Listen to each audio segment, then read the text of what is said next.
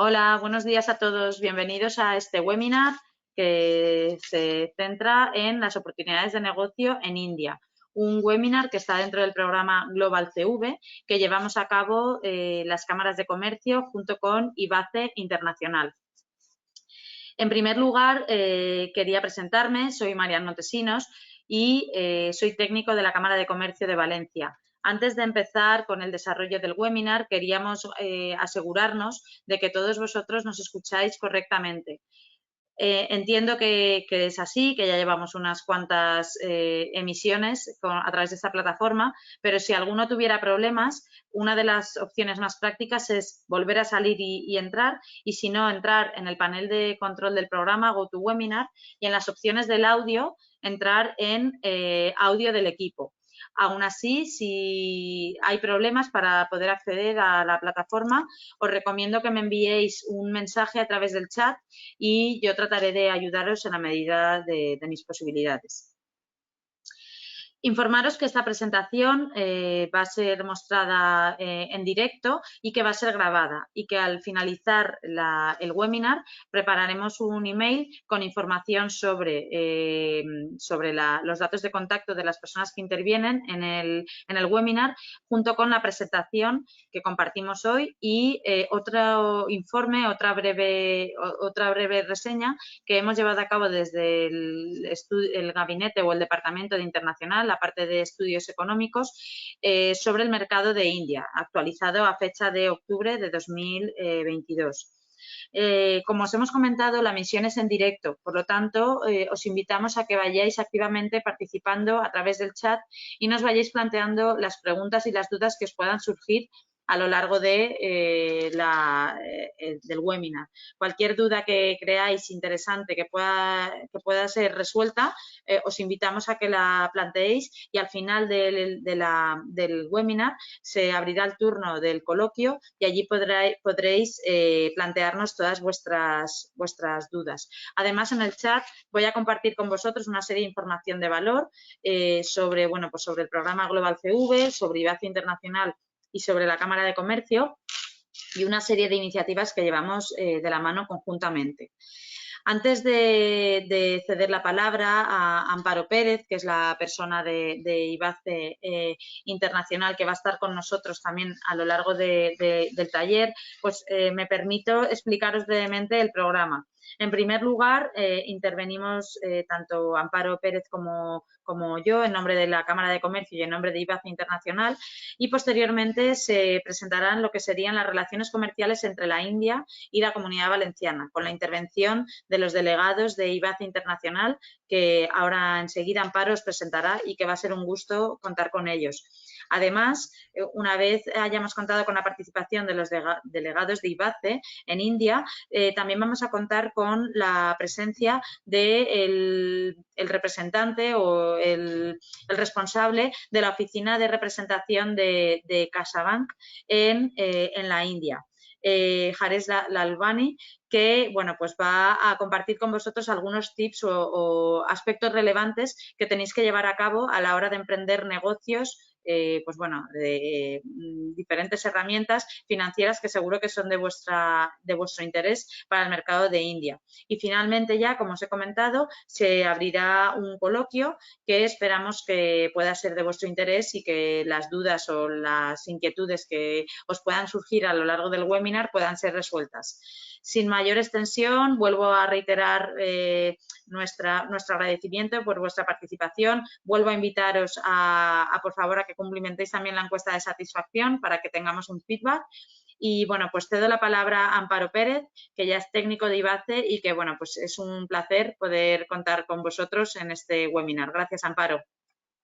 Hola, muy buenos días a todas las empresas que están compartiendo con nosotros este webinario. Agradecemos el tiempo y la dedicación para presentarnos esta interesante información que van a compartir tanto el representante de CaixaBank, que digamos responsable en la India, como los responsables de la delegación de IBACE en India, Iñaki Soto y Nuria Machicot, quienes están con nosotros ya desde el año 2019.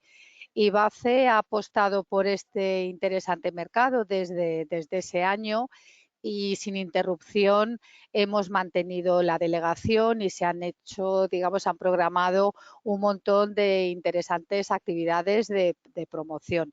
El objetivo de este webinario, digamos, es acercar de forma muy práctica las oportunidades que ofrece este mercado y cómo acceder al mismo. Y de todas formas, bueno, aparte de poder plantear las dudas al final de su presentación, también les invitamos a que, pues bueno, si quieren comentar con ellos su proyecto, la situación en la que poder acceder al mercado pues para los productos o servicios de su empresa, tienen nuestro correo electrónico y digamos, pues muy amablemente, pues concertaremos una reunión.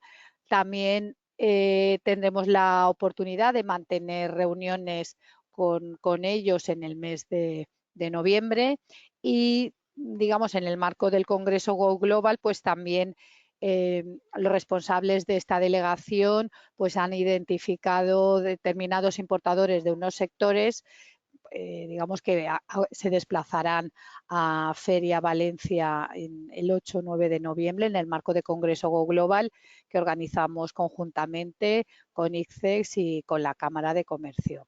Así que nada, adelante Iñaki y Nuria y por favor pues no se queden con dudas y si quieren comentar con ellos la situación concreta, pues amablemente les invitamos a hacerlo en cuanto quieran.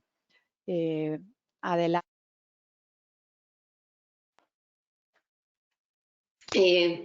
Buenos días a todos. Muchas gracias, Marian. Muchas gracias, Amparo, por la introducción. Es un placer para nosotros presentarles las principales oportunidades de negocio en India.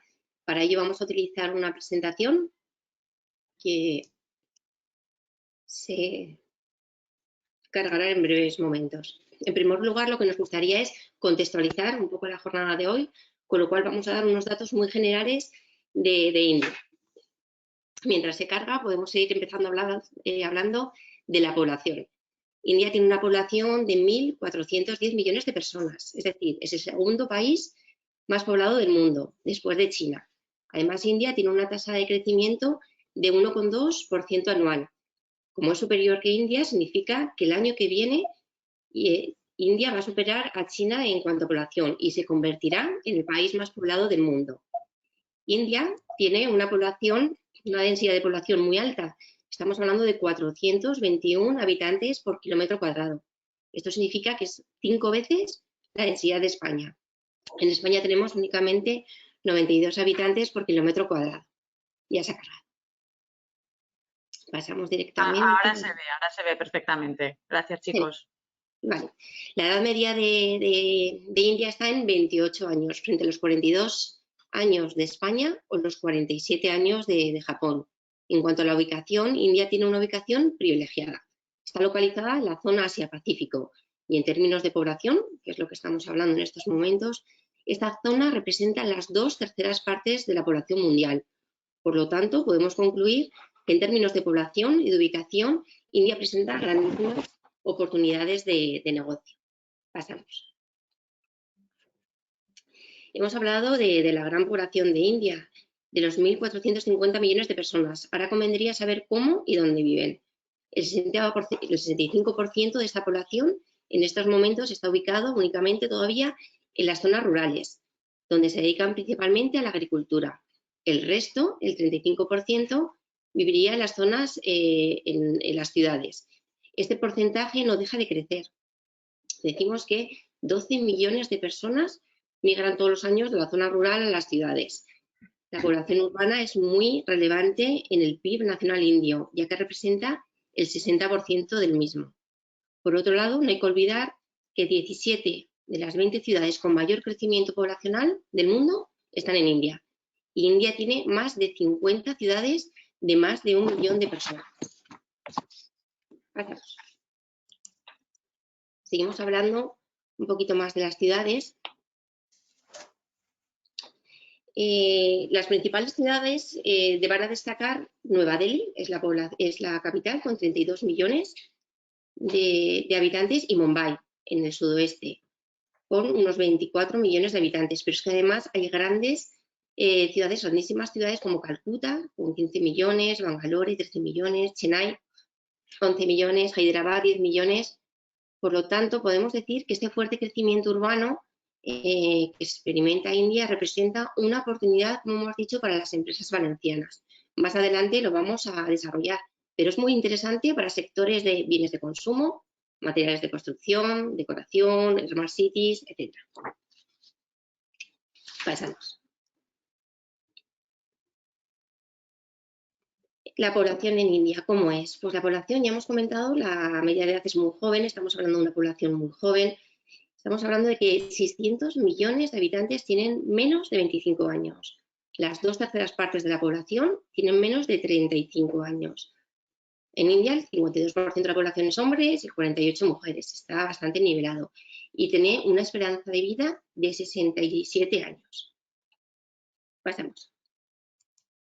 Y ahora una pequeña pincelada sobre el crecimiento económico. El pasado mes de septiembre, una de las noticias económicas más comentadas fue el sorpaso de India a Reino Unido para colocarse como quinta economía más grande del mundo en términos de Producto Interior Bruto. Todos los índices indican que India se situará en el 2029 como la tercera economía mundial. Ahí podemos ver, según el Fondo Monetario Internacional, el PIB de India crecerá un 8,2% a lo largo de este año 2022, encabezando el ranking de países que más crecen a nivel mundial. Ahora doy paso a mi compañero Iñaki, que va a comentar los acuerdos comerciales. Gracias, Nuria. Gracias, Cámara Valencia y BACE, por supuesto, por la oportunidad. Bueno, este es un tema muy interesante, ¿no? El tema de los acuerdos comerciales por la parte india. Sobre todo es un tema muy interesante porque ha cambiado radicalmente de rumbo en los últimos años. Bueno, en los últimos años no, de hecho en el último año. India lleva una creencia de más de una década en la que poco a poco se iba aislando del mundo exterior, siempre buscando equilibrar, ¿no?, la competitividad del país con respecto al comercio internacional en cuanto a las amenazas que vienen de fuera con lo que puede estar perdiendo si mi economía se cierra a las posibles exportaciones, ¿no? India, todo el mundo sabrá que salió del acuerdo del RCEP de Asia-Pacífico casi en el último momento, pese a haber estado desde el comienzo de su gestación, unos meses antes de firmarse, decidió salir. Fue una cosa muy comentada, fue una medida un tanto polémica con sus detractores y gente que la había acertada, pero básicamente lo que viene a decir fue tenemos aquí mucho más que perder si abrimos nuestra economía a la competencia, por ejemplo, que puede venir de China, que hay que ganar con nuestras exportaciones, sobre todo porque ya India tiene acuerdos comerciales prácticamente con cada uno de estos países. De forma que la competencia no se va a ver beneficiada, digamos, las empresas indias no se van a ver beneficiadas en absoluto por la apertura, porque ya están abiertas. En cambio, si abrimos nuestro comercio a esta competencia de empresas extranjeras, sí que vamos a tener unas grandes pérdidas. Fue, digamos, una evidencia más de lo que ya se veía viendo en los últimos 10 años y posiblemente el mayor factor fue en el año 2020 cuando el gobierno indio publicó una ley llamada Atmanirbhar Bharat, en la cual, digamos, primaba el valor de lo local con respecto a la competencia internacional, ¿no? Entre otras muchas cosas, porque el plan, digamos, estaba enfocado de otra forma, intentando fomentar la resiliencia del país, pero a la vez blindando el país a la competencia internacional, ¿no? Ese fue el caldo cultivo anterior, digamos, una creencia hacia el proteccionismo, hasta que de repente en el año 2022 India cambia de rumbo. Es un cambio de 180 grados y de repente entra en una dinámica totalmente opuesta en la cual India se da cuenta que realmente la situación geoestratégica que se está gestando en el mundo es una grandísima oportunidad para ellos. Pero esa oportunidad requiere una apertura, abrirse al exterior y sobre todo tener acuerdos comerciales no tan solo con los países en los que sí que ya estaba, en el que aquí los pueden tener, países de ASEAN, más Mercosur. Acuerdos comerciales en muchos casos también de un alcance bastante limitado, son algunos tratados preferenciales en los cuales hay una serie de listas de productos que se acogen a esos tratados preferenciales, pero que básicamente es una especie de descuento, ¿no? No es un acuerdo de libre comercio, cero duties al uso.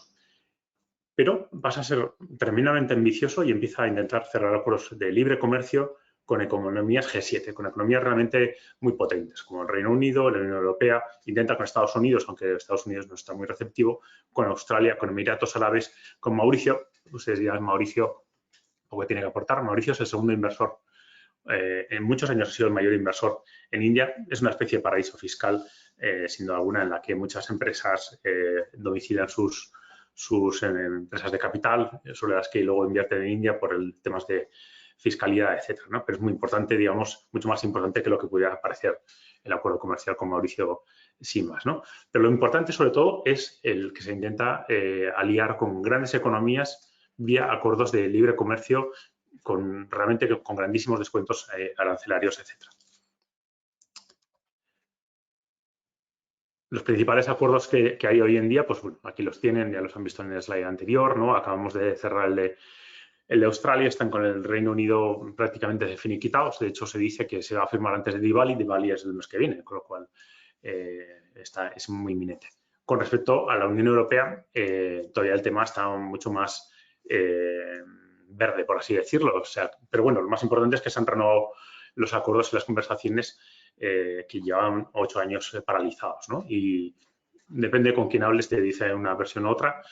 Por la parte india, tuvimos el placer de poder estar con el embajador indio la semana pasada y son tremendamente positivos. De hecho, dan por hecho, o no sé si tanto como por hecho, pero como muy plausible que el año que viene, durante la presidencia española en la Unión Europea, se firme el acuerdo de libre comercio entre la Unión Europea e India. ¿Qué decirles? Nosotros que nos dedicamos tan solo al mercado indio, sería un hecho histórico el que puedan caer todas esas barreras arancelarias que lastran tantísimo el comercio entre la Unión Europea, en este caso en España, con India, ¿no? Estoy pensando en agroalimentación, los 45% que paga el aceite de oliva, las aceitunas, los 150% que paga el vino, prácticamente lo mismo, los componentes de automoción, temas tecnológicos un poquito menos, pero ahorita estamos hablando del 10%, del 15%. Si esos aranceles, que sin duda alguna lastran fundamentalmente la competencia de las empresas extranjeras en India, desaparecen, el mercado se abre de par en par. Aquí tiene un poquito pues, el histórico de lo que hemos estado hablando, ¿no? El 19-20-21 tiene un prisma muy conservador en cuanto a la ruptura con la RCP. Se promulgan durante la pandemia, en el mayo del 20, el Atmanirbhar Bharat, el Vocal for Local, que ellos hablan, ¿no? El apuesta por lo local, pero en la parte, digamos, es una especie de balanza, ¿no? O sea, apuesta por el desarrollo industrial y la competitividad de la industria local para ser competitivos en el mercado internacional, eso es bueno, pero a la vez el blindaje, digamos, de la competencia exterior mediante barreras arancelarias, no arancelarias, y un tema muy importante que también lo hablaremos posteriormente, el blindaje de las empresas extranjeras a las licitaciones públicas de pequeña entidad, ¿no? Hay hasta 20 millones de euros, las empresas extranjeras no están autorizadas a licitar en el mercado indio. Todo esto cambia de repente en el año 2021, se firma este primer acuerdo con las Islas Mauricio, gran inversor en India, pero sobre todo en el año 2022, con esta vorágine que hay por firmar acuerdos de libre comercio con Australia, Emiratos Árabes, la negociación actual con el Reino Unido, con Canadá o con la Unión Europea. Creo que te doy paso, Nuria, si no me equivoco. Sí. Eso es, sigo yo con la... Es una gozada saber y ver los perfiles de las empresas que estáis participando hoy aquí en este webinar, porque realmente es totalmente multisectorial. Hemos estado analizando las distintas webs y nos da pena porque no podemos analizar y profundizar en cada uno de vuestros sectores, con lo cual estamos, como han comentado nuestras compañeras, María y Amparo, estamos a vuestra disposición para daros más detalle y profundizar un poquito más en cada uno de los sectores. Vamos a dar pequeñas pinceladas, pero bueno, lo importante hoy es acercar las oportunidades de negocio y sensibilizaros y animaros a que prospectéis el mercado. India es un mercado en sí mismo de nicho. Todos los sectores, todos los subsectores tienen oportunidades de negocio. Se trata de oportunidades de negocio de nicho, como decimos, hay que identificarlas. A veces cuesta un poquito más que en algunos mercados que están muy desarrollados, pero realmente hay grandes oportunidades. Si nos fijamos en el cuadro, vemos los sectores que presentan a día de hoy esas grandes oportunidades y opciones que comentamos. Empezamos por los bienes de consumo. Destacamos 5 sectores: cosmética, mueble, textiles, limpieza hogar, electrónica. Por otro lado, el sector de alimentación tiene un grandísimo desarrollo en India. Destacan una serie de categorías como son el aceite de oliva, olivas, productos gourmet y, atención, productos orgánicos, los productos ecológicos, saludables. Tienen un gran tirón en estos momentos en India. Pasamos al sector de tecnología. Tanto la tecnología agrícola, como la tecnología en procesado de alimentos ocupan los primeros puestos en cuanto a potencial. ¿Por qué? Porque India es deficitaria, tecnológicamente hablando. Continuamente India está buscando tecnología fuera de sus fronteras y cada vez hay más empresas indias que están dispuestas a pagar la calidad de la tecnología europea. Destacamos segmentos de tecnología agrícola, maquinaria de procesado de alimentos y biofertilizantes. Sectores tecnológicos, totalmente alineado con lo que acabo de decir. Son sectores que registran las mayores oportunidades de negocio. Sistemas de migración, smart cities, biotecnología. Por otro lado, el sector de infraestructuras. Bueno, en los presupuestos del Estado de este año en India, para que se hagan una idea, se han dotado a este sector con la mayor partida de la historia. Con lo cual nos encontramos sectores que están muy bonificados, muy apoyados, energías renovables, gestión de aguas, gestión de residuos, todo tipo de materias de construcción, revestimientos, cerramientos. Por último, el sector de automoción, nos gustaría destacar de todos estos sectores. No podemos, como digo, entrar en todos ellos, pero bueno, es un sector clásico en India, el sector de automoción, porque India entre los líderes mundiales en la fabricación de coches y motos. Una vía de acceso a este sector es la colaboración tecnológica y la transferencia también de tecnología. Pasamos. Vamos a comentar un poquito más a uno de los sectores. En este caso vamos a empezar con el sector agroalimentario. Vale, ya se ha cargado. El sector agroalimentario en India tiene gran relevancia. Es el segundo mayor productor mundial. Ocupa el 49% del total de la población ocupada en este sector y representa el 16% del PIB indio. Por lo cual podéis ver la gran relevancia que tiene este sector dentro de la economía india. Si lo comprobamos con otras economías mundiales, y pueden ver el mapa, el sector agroalimentario indio ocupa el mayor porcentaje de población, estamos hablando del 49% de población, frente únicamente al 3,9% en Europa, y contribuye al mayor porcentaje al PIB. Por ejemplo, comparamos India contribuye el 16% frente, por ejemplo, Europa, que únicamente contribuye un 1,4%. Pasamos. Y es que India es un gran productor. Ahí lo vamos a ver. A la derecha vemos que es líder mundial en ganado bovino y producción láctea. Es líder mundial en producción de especias y condimentos. Y es potencia mundial en pescados y mariscos. Ocupa la segunda posición a nivel mundial. En cuanto a la exportación, ahí tienen el listado a mano izquierda. Las principales variedades exportadas desde India son pescado, mayoritariamente congelado, arroz basmati, carne de búfalo, también congelado, y especias.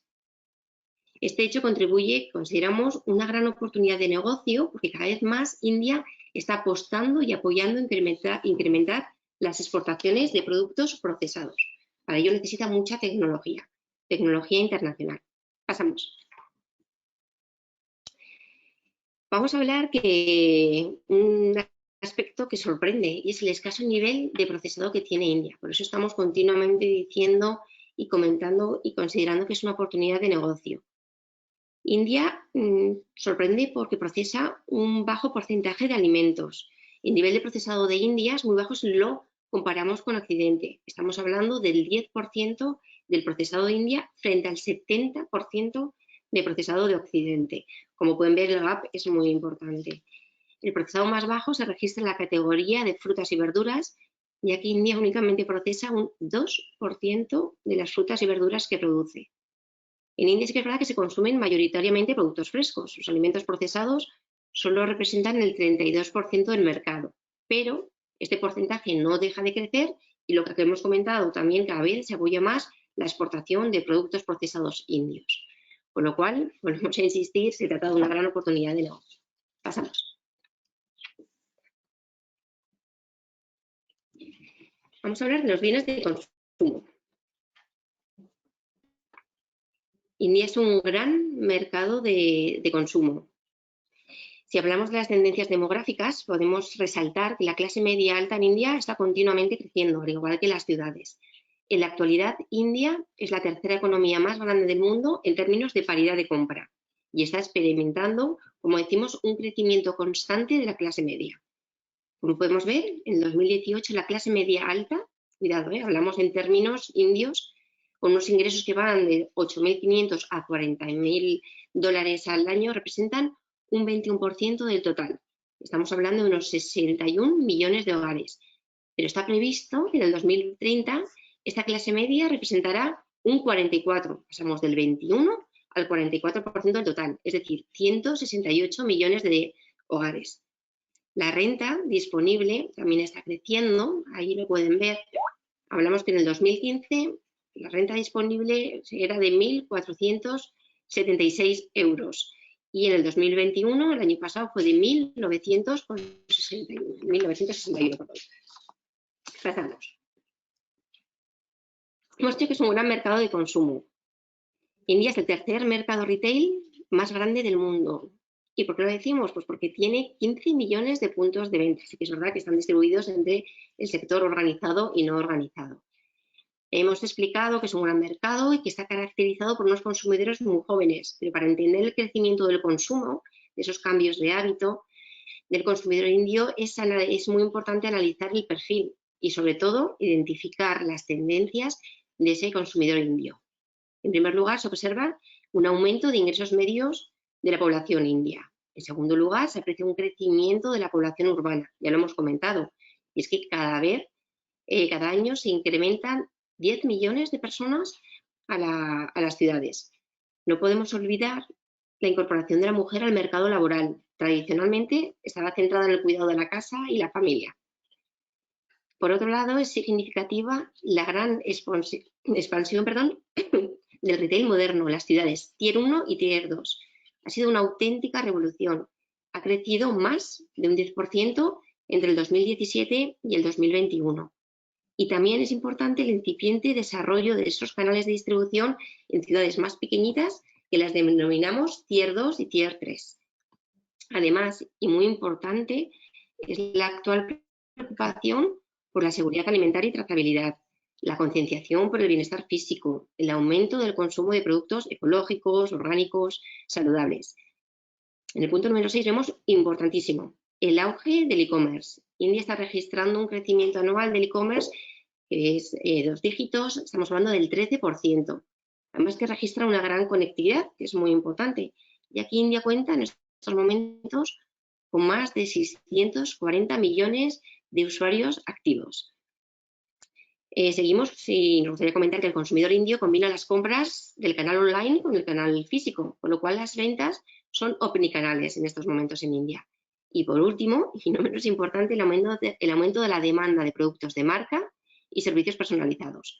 Ahora voy a dar paso a mi compañero Iñaki, que presentará oportunidades en otros sectores.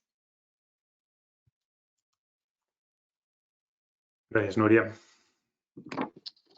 Pues sí, hemos estado hablando de muchas cosas, ¿no? India básicamente es un país en el que el propio desarrollo económico está generando unas necesidades y esas necesidades obviamente pues generan oportunidades, ¿no?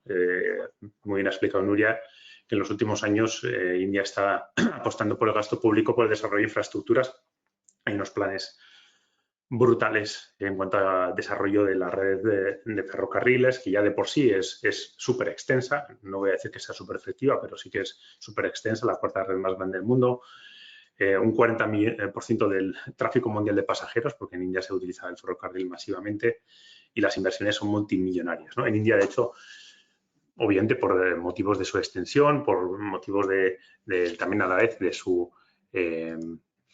pues del propio déficit que existe en las infraestructuras con respecto a otros países, pues tiene que invertir sin duda alguna en este desarrollo, ¿no? Un poco alineado con lo que habíamos hablado anteriormente, ¿no? Y si India se quiere abrir al mercado internacional, si India quiere ser competitiva en el mundo abriendo su economía, pues tiene que ser capaz de que esas empresas sean competitivas y para ello tiene que poner las mimbres para ello, ¿no?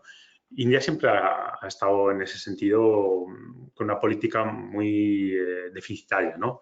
A diferencia de otros países, como puede ser China, por ejemplo, que sí que apuesta por desarrollar la infraestructura y luego darle uso mediante la atracción de inversión, etcétera, etcétera. India siempre es al revés, ¿no? Va un poquito como por detrás de la necesidad. Siempre va cubriendo gaps que se van generando y cuando ya es imperioso, pues apuesta por el desarrollo de las infraestructuras. En este caso, pues ferrocarriles, carreteras, energía, es súper importante. El tema energético además es vital en este sentido, ¿no? Porque India desgraciadamente no cuenta con fuentes muy importantes de energía. De hecho, importa, no sé si es el 75%, si no recuerdo mal, del combustible fósil que consume. No tiene petróleo, con lo cual pues, tiene una necesidad, tiene una dependencia energética exterior brutal, ¿no? Con lo cual está haciendo una transición que encima le permita romper esa dependencia del exterior mediante la apuesta por las energías renovables. Una apuesta por las energías renovables que es decidida y es necesaria a la vez, no solamente por el tema de que India es un país muy fuertemente contaminado, sino porque al no tener recursos propios, pues es mucho más inteligente contar con aquellos recursos naturales que sí que tienen abundancia, como puede ser el viento o la energía solar, ¿no? Con lo cual, los planes de desarrollo de energías renovables en India son impresionantes, en tanto energía fotovoltaica, que últimamente está ganando más peso específico en India con respecto a la energía eólica, pero la energía eólica también, y combinaciones de ellas, ¿no? En cuanto a carreteras, pues lo mismo, ¿no? Las cifras son tremebundas. Es el país que más kilómetros construye al año, pero es que encima los proyectos que existen para el desarrollo de la red pública, digamos, sobre todo carreteras nacionales y autopistas, es enorme. Y a la vez el desarrollo de las propias ciudades, que hemos estado hablando también un poquito por encima, ¿no? Con lo que conlleva. Ese desarrollo económico va a traer pues, la necesidad de más puertos, de más flujo de mercancías, con esa interconectividad que va a facilitar la nueva ley promulgada este año, desarrollo de aeropuertos, etcétera, ¿no? Hay muchísimas oportunidades en este sentido porque los planes de desarrollo urbano y logístico pues, son enormes. En cuanto a Smart Cities, pues, ¿qué decirles? Bueno, India tiene muchos planes en este sentido, en cuanto a desarrollo de Smart Cities. También un poquito porque del punto del que parten es muy deficitario, ¿no? India es un país en el que las ciudades han crecido de forma desordenada, sin planificación, y ahora hay que solucionar el problema. Hay que abastecer de energía, de agua, de recogida de residuos sólidos, etcétera, etcétera, ¿no? Hay muchísimos problemas que solucionar para los cuales los planes tienen que ser muy, muy, muy ambiciosos, ¿no? En cuanto a movilidad urbana, cómo solucionar ese tráfico tan caótico que hay, que hace que se pierdan tantísimas horas de trabajo y además genera tantísimos accidentes y tantas pérdidas, tanto humanas como económicas, ¿no? Al respecto. En cuanto a la gestión de residuos, el déficit es brutal. Puede ser también un tema cultural, pero sin duda alguna la cultura también va de la mano del déficit de infraestructuras que existe de recogida de residuos, ¿no? En India, un porcentaje muy, muy, muy pequeño, estamos hablando por debajo del 30% de los residuos que se generan se recogen y se tratan correctamente, ¿no? Con lo cual, muchísimos vertidos se vierten descontroladamente, esos vertidos se filtran luego a los acuíferos, el agua se contamina, etcétera, etcétera. Es una especie de círculo vicioso que genera problemas incontables, ¿no? La gestión del agua, igualmente, la gestión del agua en India además es muy peculiar. India tiene muchísima agua. En Chennai llueve más que en Pamplona. Pero ese agua cae de forma muy concentrada en muy poquitos meses al año y encima no se gestiona de forma adecuada. No existe infraestructura suficiente para almacenar el agua. Ese agua cae, se va al mar o llena los acuíferos, pero de forma descontrolada y luego se utiliza de forma poco eficiente. Más de un 80% del agua se utiliza en el sector agrícola, ese sector agrícola que ha explicado antes Nuria, que ocupa el 50% de la población y que encima prácticamente no paga por el agua, con lo cual, pues bueno, lo utiliza de forma descontrolada, ¿no? Cuando no te cuesta algo, pues obviamente no tienes necesidad de tener tanto mimo a la hora de utilizarlo de forma eficiente, ¿no? Es importantísimo, sin duda alguna, que ese agua llegue de forma controlada, pero encima potable correctamente y en los momentos y en los sitios donde hace falta, ¿no? En India ni siquiera la mitad de la población tiene suministro de agua potable en sus casas. O sea, sí que tiene acceso a pozos, etcétera, etcétera, pero estamos hablando de otra cosa. Estamos hablando de suministro de agua del grifo, que cuando abro el grifo salga un chorro de agua y que la pueda beber. Ni un 50% de la población tiene ese privilegio. Para nosotros pues es garantizado desde hace tanto tiempo, ¿no? Sí que India está creciendo en otras áreas de forma muy, muy importante. Para los que llevamos muchos años trabajando en India, sin duda alguna hay que quitarse el sombrero por el cambio radical que ha habido en la gobernanza digital, ¿no? En el uso de los medios actuales para trámites con la administración, permisos, licencias, impuestos, contabilidad, etcétera, etcétera. Prácticamente ya se hace todo en la nube, facilitado también por los medios de biometría, etcétera, que existen y se han implementado de forma muy eficiente por parte del gobierno indio, y esto está facilitando enormemente la gobernanza. Hay muchísimo que realizar, sin duda alguna, pero sin duda alguna este es uno de los campos en los que India ha dado un paso adelante de forma muy, muy importante. Volvemos a los mismos temas que hablaba antes Nuria. Superpoblación, un país con grandísimas diferencias económicas, con unas dimensiones enormes, y eso genera pues que también haya una serie de necesidades que pueden suplirse de forma eficiente con el uso de las nuevas tecnologías, ¿no? Telemedicina, teleeducación, etcétera, etcétera. Hay muchísimos temas que con una combinación de estos elementos se puede realizar de forma muy, muy eficiente. No nos vamos a extender más, vamos a hablar un poquito de unas pinceladas de algunos sectores muy interesantes. Por ejemplo, el sector químico es un sector en el que India está creciendo de forma muy, muy, muy rápida y encima es extremadamente competitivo. Muchísimas áreas en las que India tiene una necesidad local importantísima. Estamos hablando de, por ejemplo, de fertilizantes, de petroquímica, de químicos orgánicos, etcétera, etcétera, y en los que está muy abierto a las economías occidentales, ¿no? Realmente en los últimos años hemos hecho muchísimos trabajos de puesta en vínculo de una empresa local india con una empresa con tecnología propia española, y hay un potencial altísimo. Las empresas españolas son altamente competitivas y tienen una tecnología muy buena. India tiene un mercado descomunal y una capacidad de producción local muy importante, ¿no? Si unimos esos dos vínculos, realmente el resultado puede ser muy, muy interesante. Es un área, sin duda alguna, en el que hay un potencial enorme. Fertilizantes, por ejemplo, biofertilizantes en concreto, son muchísimas las empresas españolas que están poniendo su foco en India, un poco por lo que ha explicado antes Nuria también, ¿no? El vastísimo mercado local en el que hay todavía unos sistemas de cultivo muy arcaicos y que poco a poco, o no poco a poco, sino muy rápidamente, se están modernizando. Dispositivos médicos, pues lo mismo, ¿no? Cuando, bueno, lo importante, lo más importante que hay que entender es el sistema sanitario indio, ¿no? Es lo más parecido más probablemente a Estados Unidos que a un sistema sanitario como el español, en el que tenemos un privilegio que es tener la sanidad pública, que nos ampara universalmente, que cualquier cosa que tengas puedes ir a un centro público de salud que te atienden maravillosamente, y todo esto está cubierto por nuestros impuestos, por nuestras contribuciones a la seguridad social. India no tiene eso, tiene un sistema de seguridad social muy, muy, muy elemental. Los trabajadores pagan y las empresas pagan una pequeña contribución, más a un fondo que se va generando a favor del trabajador que a una especie de cobertura pública sanitaria, ¿no? Con lo cual existe la sanidad pública que te ampara de forma muy deficitaria, muy deficiente, y la sanidad privada, que es un negocio en sí mismo. Son grandísimos hospitales, son muy buenos hospitales, hay hospitales de todo tipo, ¿no? Pero hospitales muy bien dotados y que tienen pues unos recursos muy, muy importantes, ¿no? Y aquí, sin duda alguna, son hospitales que apuestan por la modernización y por importación de dispositivos médicos, entre otras cosas por lo que hemos hablado ya profundamente hoy. India adolece de tecnología propia, invierte bastante poco en I+D, con lo cual, en cuanto hablamos o nos asomamos a cualquier sector de carácter tecnológico, vemos una dependencia del exterior de forma muy importante, y como pueden ver ahí, pues una gran parte de estos dispositivos tienen origen extranjero, ¿no? Los dispositivos médicos, pueden ver ahí que el 90% se importan implantes un 75% y consumibles un 40%, ¿no? Es un tema muy interesante.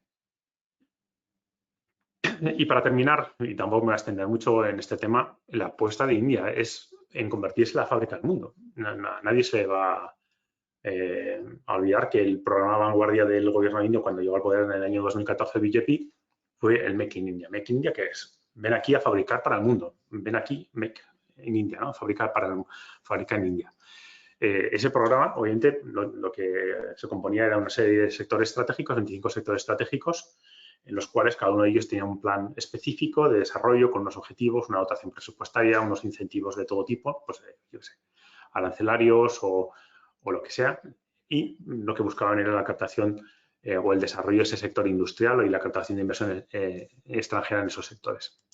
Eso, a lo largo de los años, ha ido evolucionando de forma que los incentivos pues, se han convertido en otra serie de incentivos. Existe un gran incentivo que se ha promulgado en esta segunda legislatura del gobierno indio, desde el año 2019. El gobierno BJP renovó en el año 2019 todavía con una mayoría más importante y, bueno, sigue optando por darle otra vuelta de tuerca a ese Make in India a través de otra serie de incentivos como el Production Link Incentives, que básicamente lo que intentaba es captar inversión de empresas tractoras, de grandes empresas tractoras, a las que les dan incentivos muy fuertes, pensando en que esas empresas tractoras van a generar luego, por capilaridad, pues una supply chain, ¿no?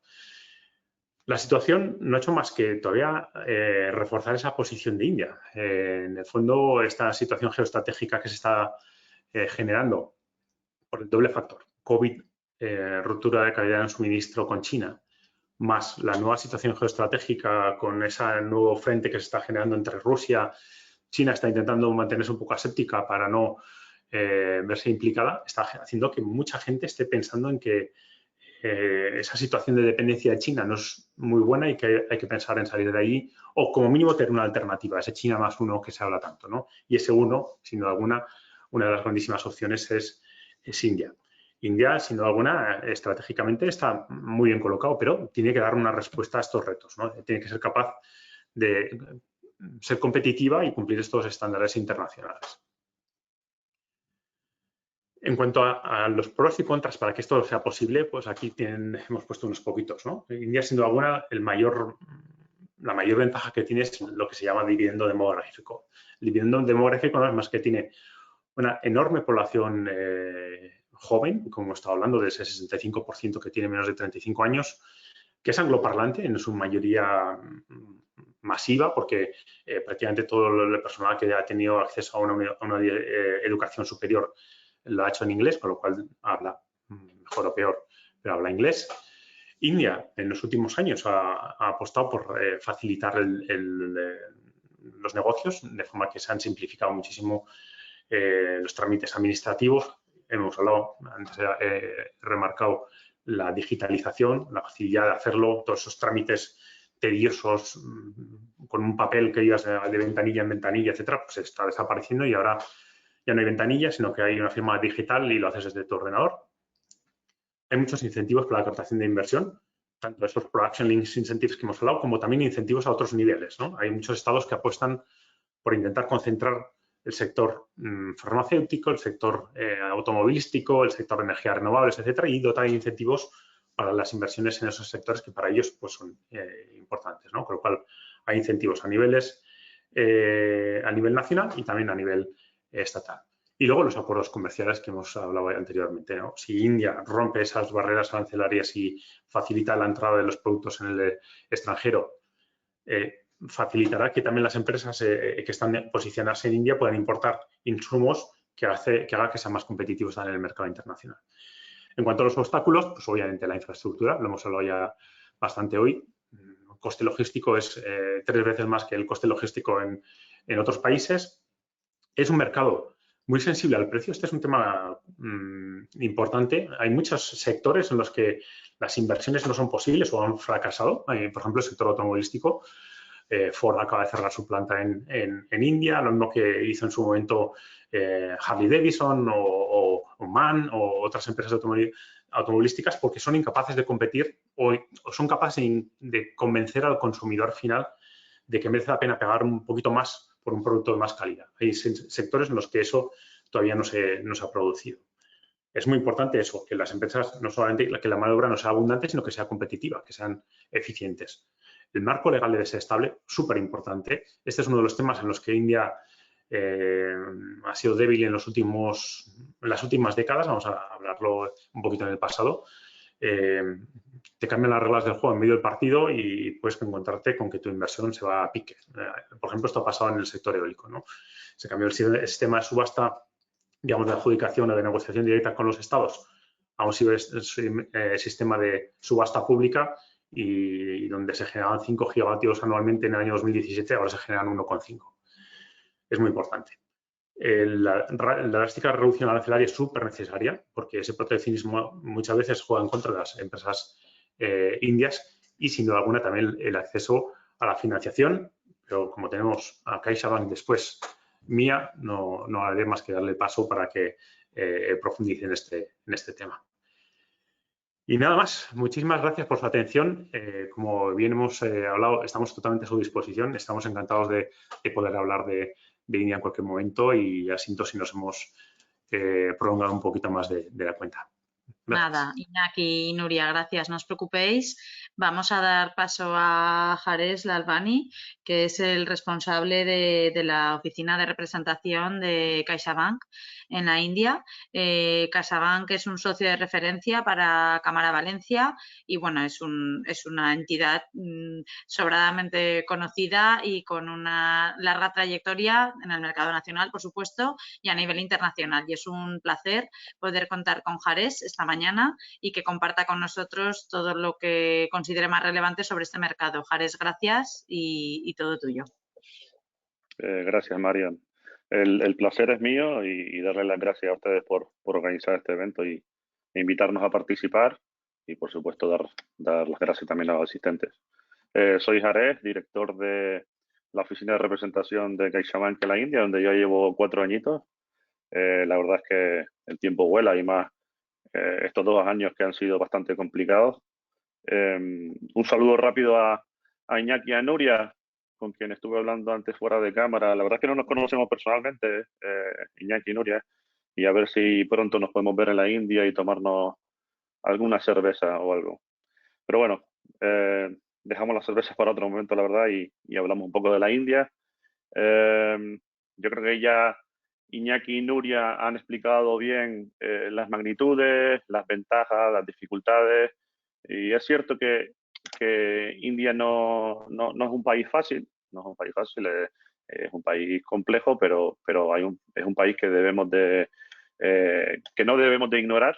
Ya lo ha comentado Nuria, el 18-19% de la población mundial vive aquí, una población joven. Comentaba antes Iñaki sobre la clase media. Hay una clase media creciente. India es un país que depende mucho aparte del sector servicios, también depende mucho del consumo interno, y esta clase media pues ayuda a ese crecimiento del consumo doméstico. También creo que era Nuria, hablaba de Internet y acceso barato a Internet. Decía ella que habían unos 640 millones de usuarios, si no me equivoco. Pues se prevé que para el 2030 más o menos habrán unos 900 millones de usuarios. Así que creo que estas pequeñas magnitudes que he explicado hablan de la importancia de fijarnos en la India.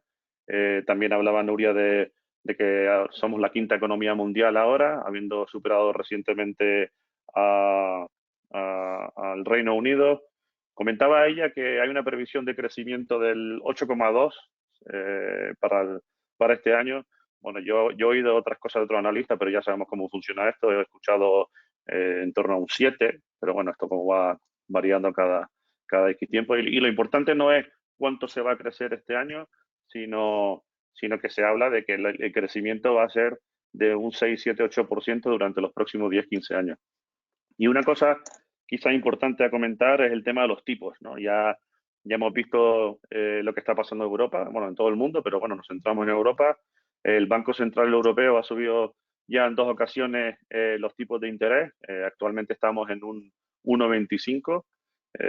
¿Quién se acuerda de hace unos meses a principios de año que el Euribor a 12 meses estaba en un menos 0,5 y ya estamos por encima del 2.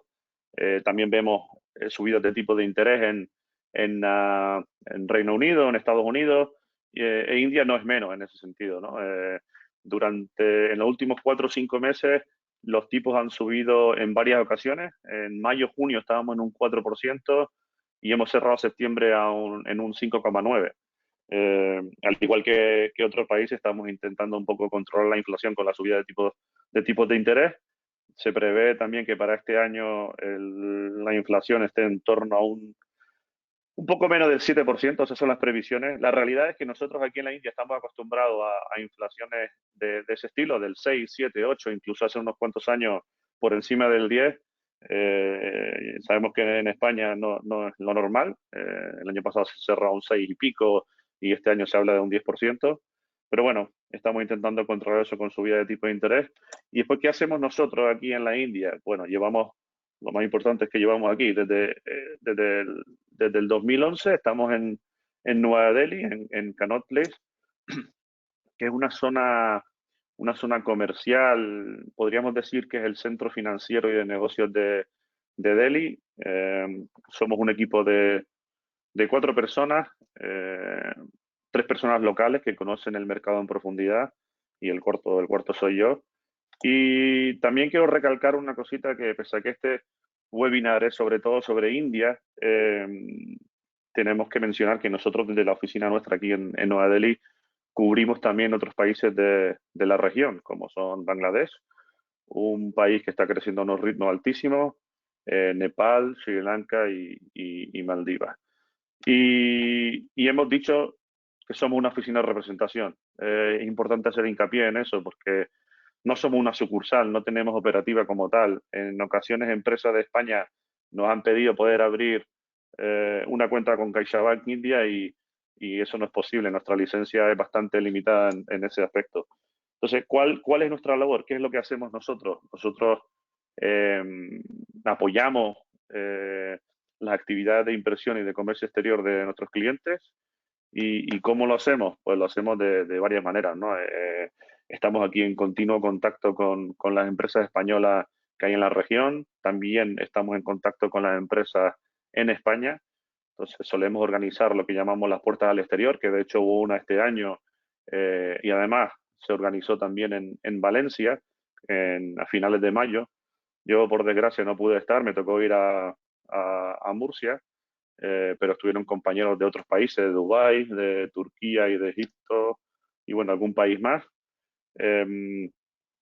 También ayudamos a nuestros clientes, hablamos antes de que no abrimos cuentas en CaixaBank India, pero sí que ayudamos en el proceso de apertura de cuentas en el país con los bancos locales.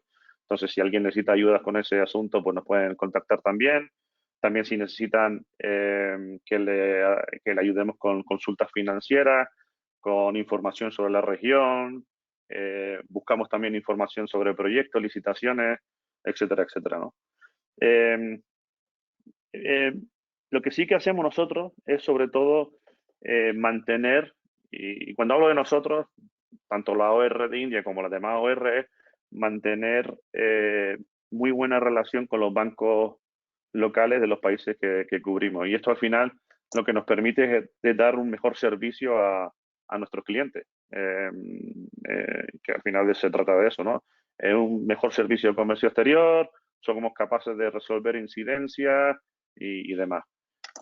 Participamos también en distintos eventos, ya sean un webinar como este, en eventos que organiza la Cámara de Comercio, la Embajada de España y demás.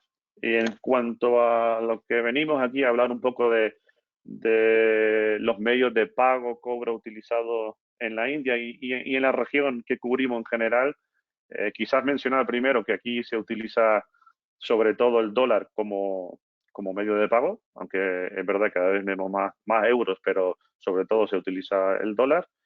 En cuanto a productos financieros, se utilizan las remesas documentarias. Estamos hablando ya de trade, sobre todo, ¿no? Se utilizan las remesas documentarias, las transferencias y las cartas de crédito, ¿no? Donde CaixaBank tiene cuota de mercado del 30% en la región, lo que quiere decir que una de cada 3 cartas de crédito que van desde esta región, desde los países que cubrimos a España, llegan a CaixaBank. Y además, dichas cartas de crédito, nosotros hablamos antes de la relación que mantenemos con los bancos, pues esto nos permite confirmar cartas de crédito, lo cual da seguridad a nuestros clientes exportadores, nos permite también descontarlos, y etcétera. Y aquí me quiero parar un poco, y siempre lo comento en las distintas exposiciones que me toca hacer, hablar de un instrumento que se llama Users Payable at Site, que quizás no conozcan mucho por ahí, pero es el UPAS, que es una estructura de financiación que se incorpora dentro de la carta de crédito. Se utiliza mucho en esta zona, se utiliza mucho en India, en Bangladesh, y básicamente nuestro cliente exportador, el cliente CaixaBank, cobra a la vista, y el cliente indio o el de Bangladesh pagan diferido, y además es él quien paga los gastos de descuento. Como he dicho anteriormente, es un mecanismo que se utiliza mucho aquí, y creemos que es también una herramienta de venta para los portadores con sus clientes en la región, porque existe la posibilidad de que se puedan financiar y a unos precios muy competitivos. Hablábamos antes de cómo están los tipos de interés aquí en India. Para que se hagan una idea, a día de hoy una hipoteca se está firmando en torno a un 8%, un préstamo a empresa en torno a un 12, 14, 16%. Entonces, si somos capaces de ir ahí y ofrecerle financiación a supongamos que fuese en euros, a un Euribor más 2, 3, estamos hablando de un 4 o 5%, ¿no? Entonces, bastante más barato que lo que consiguen en local. Y algo que hacemos mucho aquí también, y sobre todo gracias a la relación que tenemos con los bancos, es la emisión de avales, ¿no? La emisión de avales locales a través de los bancos del país. Llevan muchos años haciendo esto, entonces nos toca negociar precios, negociar textos, y no sé si alguno de los asistentes en el webinar de hoy tiene o ha tenido experiencia con la emisión de avales en la India, sobre todo en la India estamos hablando ahora, pero hace 3 o 4 semanas nos han dado una muy buena noticia, y es importante que lo sepan. Anteriormente, los bancos obligaban a tener una reclamación de 12 meses en los avales locales, cuando lo normal en todos los países es lo que acuerden las partes. Es decir, suele estar en torno a 15 días, un mes, hemos visto casos de 2 meses. Pues hace un mes, 3 semanas, State Bank of India nos ha trasladado que ya no obligan a esos 12 meses de claim period. Ya también hay otros bancos que lo están haciendo, y creemos que es cuestión de tiempo que todos los bancos eliminen esa exigencia, porque al final State Bank of India es el banco más grande del país, con más de 20.000 sucursales. Es un banco que marca tendencia en el sector, y es cuestión de tiempo que los demás bancos seguramente sigan el mismo camino. Otra cosa que hemos visto también últimamente es los FIEM. Hemos visto más operaciones canalizadas a través del FIEM. Son fondos que ofrecen apoyo financiero a la internacionalización de las empresas. El año pasado participamos en uno de 5 millones de euros. Hablaba Iñaki antes de un sector, que era el sector de la energía renovable. También hablaba del Make in India. Pues es un sector estratégico del Make in India, y uno de los sectores con mayores oportunidades del país, y estos 5 millones fueron para financiar unas placas solares, ¿no? Entonces, también hablaba Iñaki de la contaminación que hay en este país, y la verdad es que nos sentimos orgullosos de poder participar de alguna manera en la transformación energética de la India a través de este FIEM en el que participamos el año pasado. Tenemos algunos más en los que estamos trabajando. Tenemos ahora mismo uno aprobado por 10 millones de euros que no ha llegado a formalizarse. Estamos trabajando en algunos en India, en Bangladesh. Es importante también comentar que habíamos hablado de una operación de 5 millones, otra de 10 millones. Los FIEM no tienen por qué ser de esos importes. Se miran FIEM por 500.000, 600.000, 700.000. Así que les invito a que puedan explorar ese producto. Y Y no me voy a extender mucho más, creo que hay poquito tiempo. Si necesitan cualquier cosa de nosotros, por favor, contáctenos directamente o a través de nuestros compañeros de España, de CaixaBank España. Estamos aquí a vuestro servicio, no solo nosotros, no solo la OR de India, sino las distintas oficinas de representación que tenemos alrededor del mundo, las sucursales y los más de 90 especialistas de comercio exterior que hay en CaixaBank. Aprovecho para mandar un saludo a los compañeros de Valencia, sobre todo al equipo de comercio exterior y les recomiendo que acudan a los compañeros de comercio exterior si tienen dudas, preguntas. Son todos unos grandísimos profesionales. No pude estar ahí en Valencia en mayo, pero espero poder verles pronto y nada, simplemente hacer hincapié en que creemos que India es un país complicado, pero es un país atractivo para hacer negocio. Ya lo ha comentado Iñaki y Nuria, pero también tengo aquí un recorte de un periódico que leía la semana pasada donde el CEO de Deutsche Bank decía que India is a shining star amid global economic uncertainty. Aquí tengo el recorte del periódico, no sé si se ve. Bueno, por ahí está. Sigo siendo una persona tradicional y sigo leyendo el periódico en papel. La verdad es que yo, y ahora hablo yo, Jares, y no CaixaBank, yo no podría estar más de acuerdo.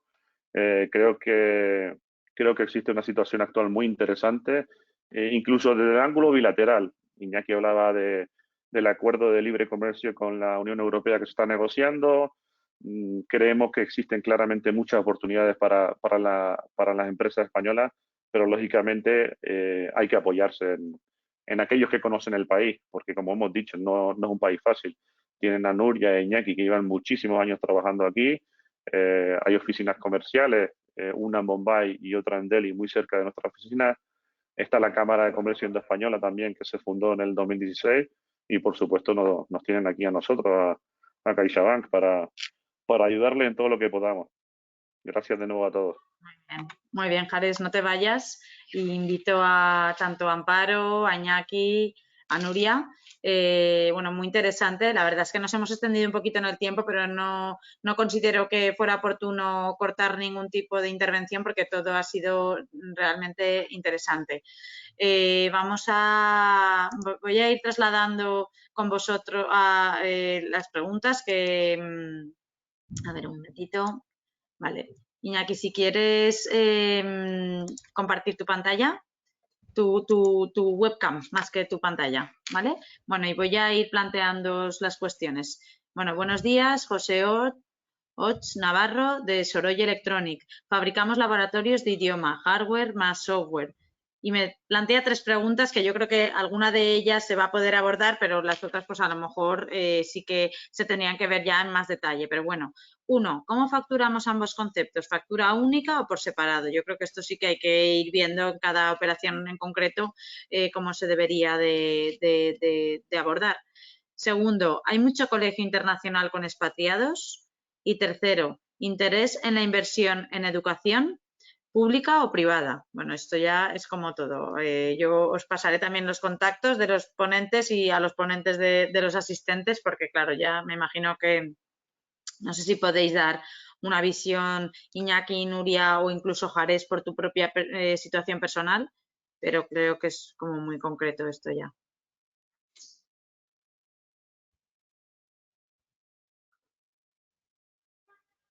Jares, si quieres decir algo, por nuestra parte sí que es cierto que cada día hacemos más proyectos de temas educativos. Hay mucho interés y hay mucho interés en el español también, en la educación de idiomas. Desconozco los particulares de esta empresa exactamente qué es lo que hace, pero sí que los indios en general están muy interesados en la educación a distancia, en la educación de cursos online, etcétera, con lo cual, de momento, así por lo poquito que conocemos, suena bien. Y sin duda alguna hay expatriados, porque hay muchísimas empresas multinacionales, no hay gran ciudad que no tenga sus colegios enfocados a expatriados, etcétera. Pero igual, Jares, tú conoces un poquito más. No, estoy de acuerdo un poco en lo que dices. Para que te hagas una idea, hablabas tú de expatriados. Hay aquí en Delhi tenemos en varios colegios, por ejemplo, el British School, el American School, donde hay muchísimos expatriados. En Gurgaon, que es donde vivo yo, también lo hay. En Bangalore también hay muchísimos. Entonces sí que hay colegios dedicados sobre todo a gente expatriada. Eso es, hay colegios internacionales de muchos expatriados. Sí que es verdad que hay otros idiomas que no son más populares. Por ejemplo, el francés, el alemán, tienen estos momentos más tirón que el español. Pero sí que es verdad que el español, como ha comentado Iñaki, pues también tiene su público y cada vez vemos que hay más colegios que lo incorporan. Con lo cual sí que habría opciones y oportunidades de negocio, lo que pasa es que habría que conocer un poquito más exactamente qué productos y qué servicios ofreces. Sobre todo, hablando del español, no sé si lo saben, pero el Instituto Cervantes de Nueva Delhi es el que tiene más alumnos a nivel global. Es cierto que en España hablabas tú de la población y aquí somos casi 1.400 millones, pero en China también, y estamos por encima de China en cuanto a estudiantes del castellano aquí en el Cervantes. Eso es, el Instituto Cervantes está únicamente en Delhi. Perdón. Con lo cual, bueno, con la extensión de India sí que es verdad que tendría pues, grandes oportunidades, no solo en Delhi, sino también en otras ciudades. Muy bien.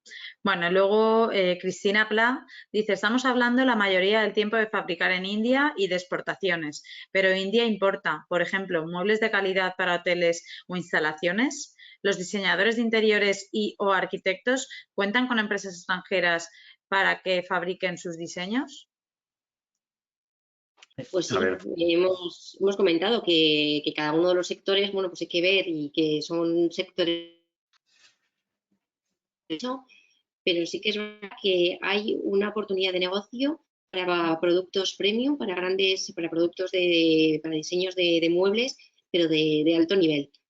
Ahí sí que nos están pidiendo y ahí es fácil la diferenciación, porque el mueble barato lo tienen en India, fabricación local, o si no también se puede abastecer por los productos, por los distintos o desde los distintos países de la zona.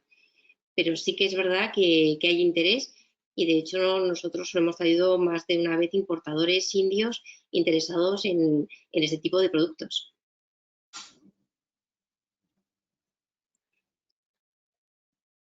Muy bien. Pues en principio no hay ninguna otra pregunta, que se haya planteado. La verdad es que la intervención tanto por parte de Iñaki y Nuria como por parte de Jares creo que ha sido sumamente interesante.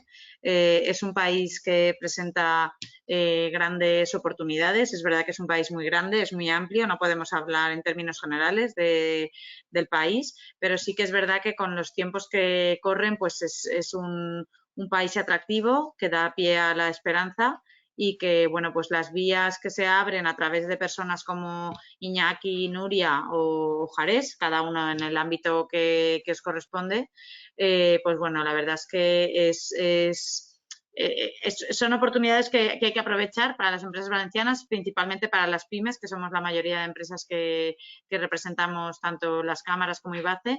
Y bueno, pues si alguien más quiere hacer alguna pregunta es el momento y si no, pues lo dicho, os pasaremos los contactos. Mira, José María Navarro nos dice, muchas gracias, nuestros laboratorios permiten aprendizaje de todo tipo de idiomas, incluidas lenguas asiáticas. Podría comprarlo cualquier colegio interesado en aprendizaje de idiomas en general. Muy interesante el webinar, muchas gracias. Pues gracias a vosotros. Nada, Jares, no sé si quieres aportar algo más. No, todo dicho, solo lo que dije al principio, ¿no? Esperando aquí a Nuria y a Iñaki para tomar una cervecita. Muy bien. Pues nada, bueno, Iñaki, a mí me gustaría agradecer a los ponentes porque yo creo que han centrado mucho la información ofrecida.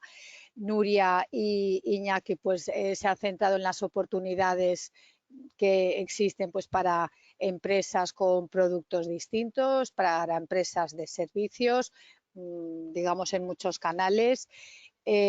Quedamos, como ya he dicho, porque a veces pues bueno, ya son proyectos muy específicos o digamos a ver cómo se puede acceder, ¿no? Para pues esos servicios específicos, si hay a lo mejor que no sé, que pasar alguna certificación o lo que sea, bueno, pues como IBACE quedamos a su disposición.